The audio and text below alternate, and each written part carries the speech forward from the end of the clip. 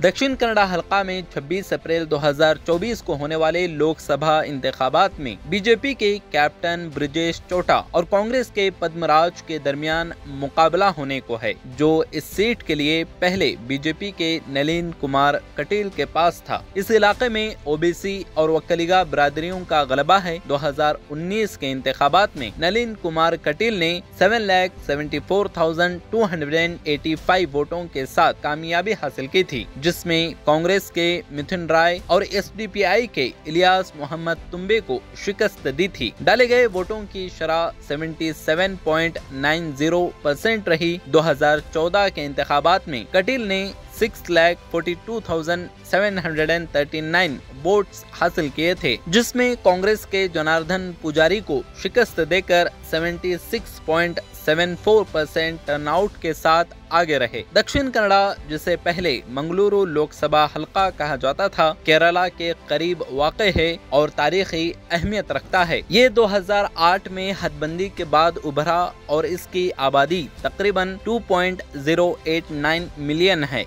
जिसमें 53% रूरल और 47% अर्बन है। शेड्यूल कास्ट की आबादी तकरीबन 8% है, जबकि शेड्यूल ट्राइब की आबादी तकरीबन 4% है। नलिन कुमार कटील इस हलके से अब तक तीनों इंतखाबात जीत चुके हैं।